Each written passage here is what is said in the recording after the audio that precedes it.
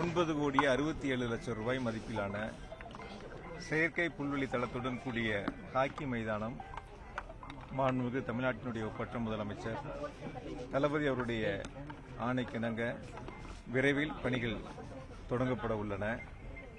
கோவை மாவட்டத்தினுடைய மக்களுடைய குறிப்பாக ஹாக்கி விளையாட்டு வீரர்களுடைய நீண்ட நாள் கோரிக்கையை மாண்புமிகு முதலமைச்சர் அவர்களும் தமிழ்நாட்டினுடைய துணை முதலமைச்சராக விளையாட்டுத்துறையை பல்வேறு வகைகளிலே மேம்படுத்தி இந்தியாவின் விளையாட்டு தலைநகராக தமிழகம் அமையக்கூடிய வகையில் பல்வேறு சிறப்பு திட்டங்களை விளையாட்டுத்துறையில் செயல்படுத்தி வருகின்றார்கள். அதன் தொடர்ச்சியாக கோவை மாவட்டத்தினுடைய ஹாக்கி வீரர்களுடைய கோரிக்கையினை ஏற்று 9,67,00,000 ரூபாய் மதிப்பிலான இந்த ஹாக்கி விளையாட்டு மைதானம் விரைவில் பணிகள் தொடங்க இருக்கின்றன. அடுத்த ஆண்டு ஏப்ரல் மாதத்திற்குள் இந்த பணிகள் முடிக்கப்பட்டு பயன்பாட்டிற்கு கொண்டு வருவதற்கு திட்டமிடப்பட்டுள்ளன. விரைவில் இந்த பணி தொடங்க இருக்கின்றன. அதேபோல இன்னும் பல்வேறு வளர்ச்சி திட்டங்கள், குறிப்பாக கோவை மாநகராட்சியை பொறுத்தவரை ஏறத்தாழ 935 கோடி ரூபாய் மதிப்பிலான பாதாள சாக்கடை திட்ட பணிகள் நடைபெற்றுக் கொண்டிருக்கின்றன. அதையும் இன்று அந்த பணியினுடைய முன்னேற்றம் குறித்து ஆய்வு செய்ய இருக்கின்றோம். புதிய பணிகளும் தொடங்கப்பட்டு அந்த பணிகளும் இப்பொழுது கோவையிலே நடைபெற்றுக் கொண்டிருக்கின்றன.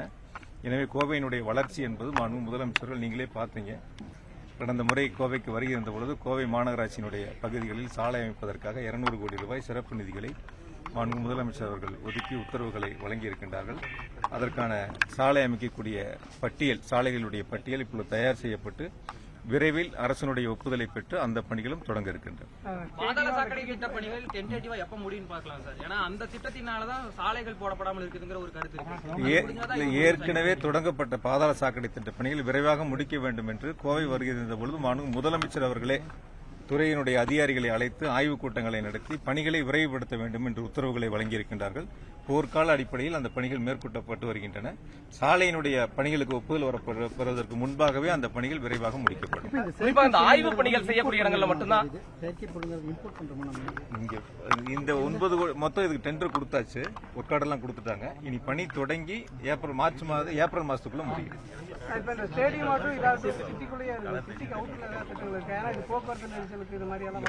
பொதுவா விளையாட்டு வீரர்களும் சரி பொதுமக்களும் சரி இயற்கையா வந்து போகக்கூடிய இடங்கள்ல தான் அவங்களுடைய தேவைகளை கோரிக்கைகளை வைக்கிறாங்க. எந்த ஒரு திட்டங்கள் தொடங்கப்பட்டாலும் புறநகர் பகுதிக்கு செல்லுகின்ற பொழுது நாங்கள் சென்று வருவதற்கு சற்று வசதி குறைவாக இருக்கும். ஆகவே மாநகராட்சி பகுதிக்குள் இருந்தாலே எங்களுக்கு அது போதுமானதாக ஏற்புடையதாக இருக்கும் என்று அவருடைய கோரிக்கையை ஏற்றுத்தான் இங்கு அமைக்கப்படுகிறது.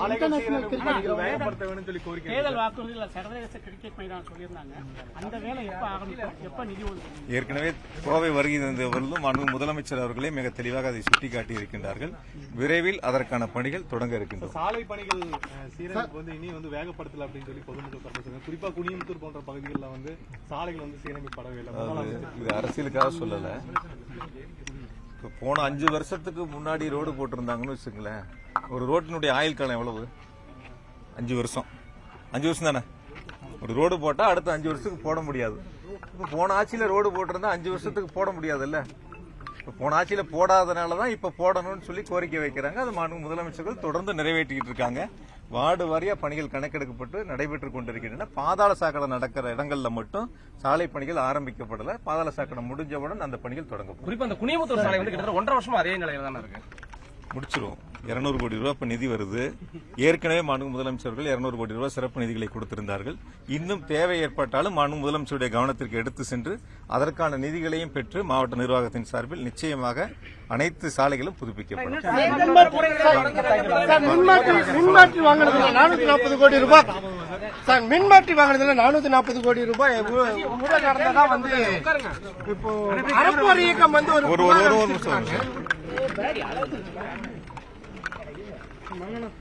அதாவது இது நீ கேட்டதுனால அதை பதில் சொல்றேன். மின்சாரத்துறையின் சார்பில் கொள்முதல் செய்யப்படுகின்ற அனைத்து உபகரணங்களும் முறையாக ஆன்லைன் மூலமாக டெண்டர் விடப்பட்டு அதற்கென்று ஒரு குழு இருக்கிறது, கமிட்டி இருக்கு.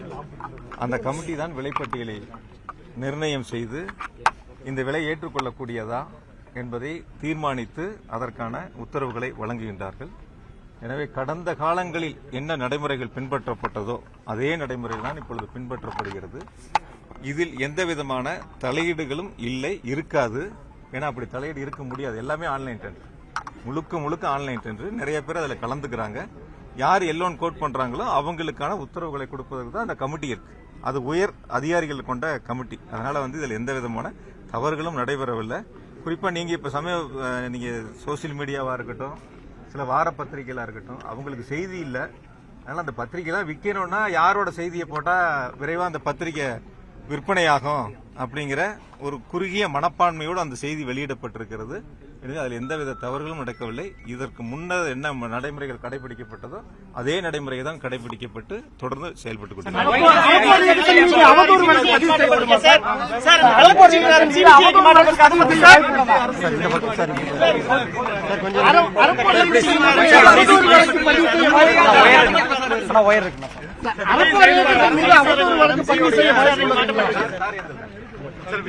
விஜயோட அரசியல் செயல்பாடு திமுக எதிராக சொல்றாங்க.